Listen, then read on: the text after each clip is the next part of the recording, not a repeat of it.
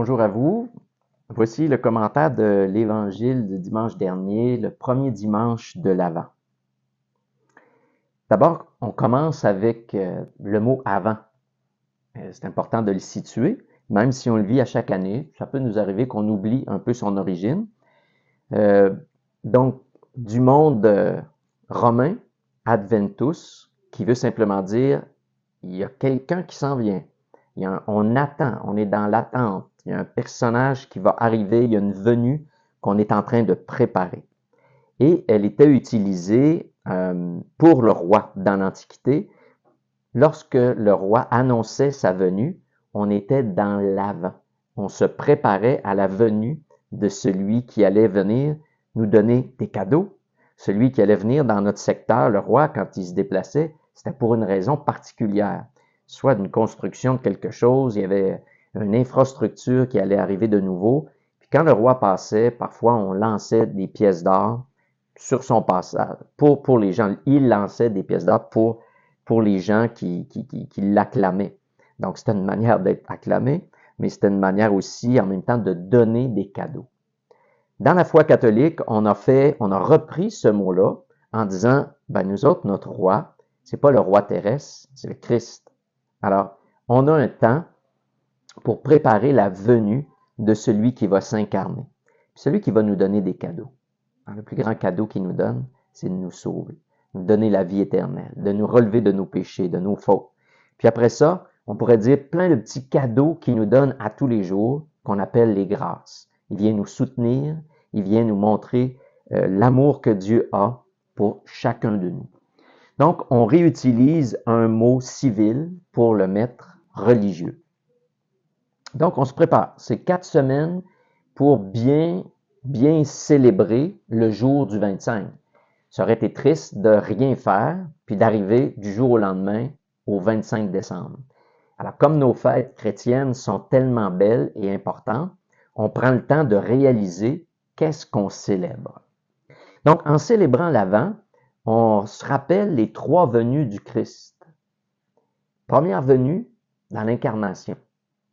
Il s'incarne, prend le corps humain, puis il entre en relation avec son peuple.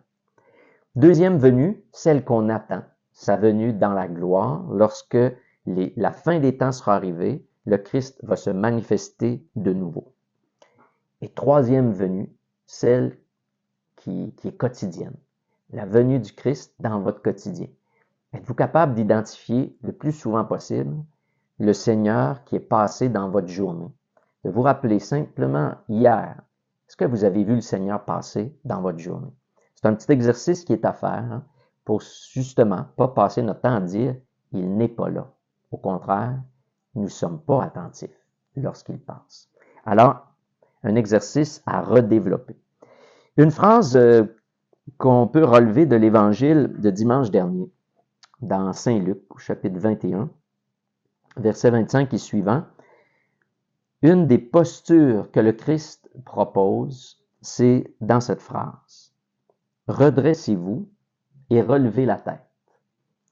D'abord, il commence à nommer toutes sortes de problèmes, de difficultés, de peurs, de choses qui nous alourdissent, des choses qui nous scandalisent, peut-être même parfois qui nous désemparent. Il y a plein de choses dans notre monde qui fait en sorte qu'on n'a plus la tête relevée. On est pris, on est alourdi. Quand on a un gros sac à dos très lourd, on penche la tête. J'essaie de penser à des moments où on a la tête non pas relevée, mais penchée. On peut facilement penser à une blessure. Et on peut le constater dans des films avec un petit peu de violence, où est-ce qu'une personne se fait poignarder, par exemple. Qu'est-ce qu'elle fait, cette personne-là? Où elle reçoit une balle de fusil, elle va se replier sur sa blessure. Alors, bien souvent, j'entends les gens dire, lorsqu'ils vivent des épreuves, j'entends ces gens-là dire, le Seigneur n'est pas là.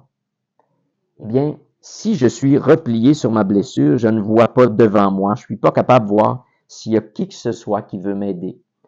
Alors, on a ce réflexe-là de croire qu'il n'est pas là. Mais le Christ, pour nous dire qu'il est bel et bien présent dans toute souffrance, dans toute blessure, redressez-vous et relevez la tête. C'est là qu'on va le voir. C'est là qu'on va recevoir ce regard-là qui guérit. On se souvient, le jeune homme riche, quand il a dit, je fais tout ça depuis ma naissance, puis là, un petit passage tout petit qui dit, Jésus se mit à la regarder et il l'aima. Il pose un regard d'amour sur chacun de nous.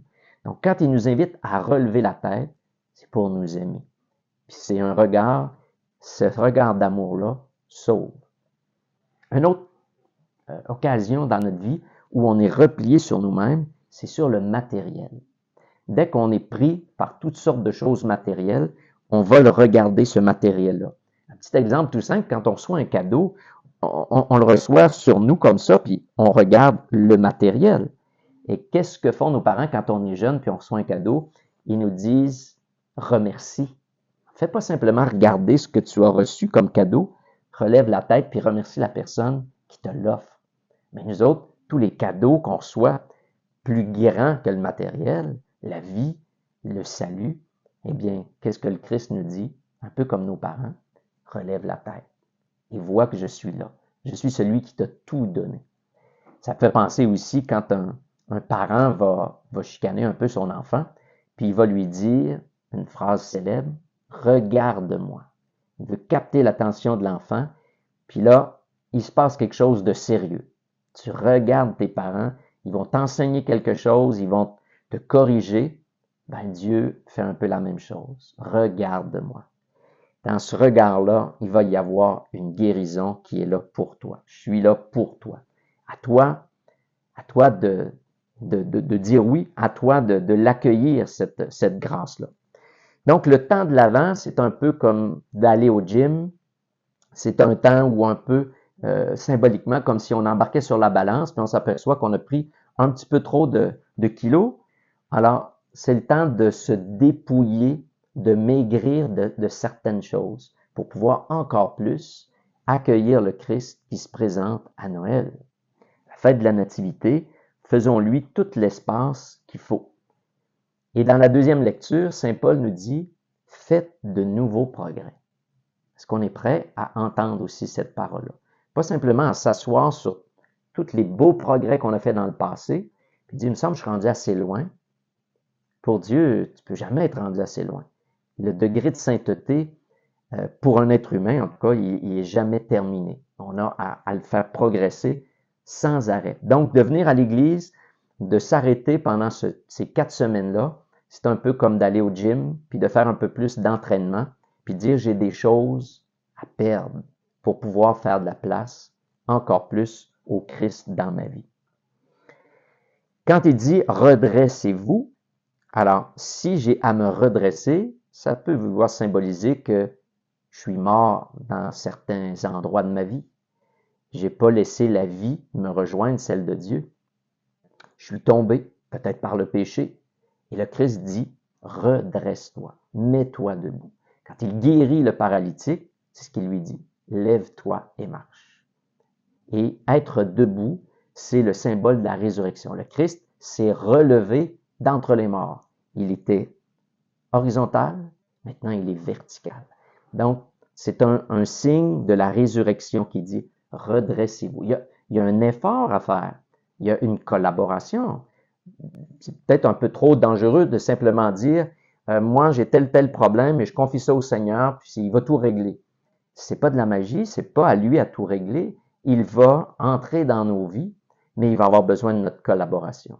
Si on téléphone pas la personne, si on n'offre pas un pardon, si on s'engage pas envers telle personne qui a une difficulté concrète dans sa propre vie, ben, le Seigneur, il va dire, ben, j'aimerais bien passer par toi, mais tu m'apportes un obstacle. Alors, on est des collaborateurs à la grâce de Dieu, autant pour nous que pour les autres. Donc, on a un effort à faire. Redresse-toi. Il n'a pas dit, je vais te redresser. Redresse-toi et relève la tête.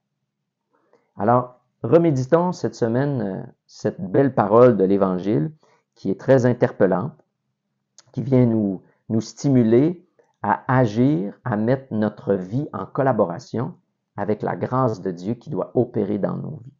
Alors, je vous souhaite, pendant cette semaine, que vous vous redressiez et que vous releviez la tête.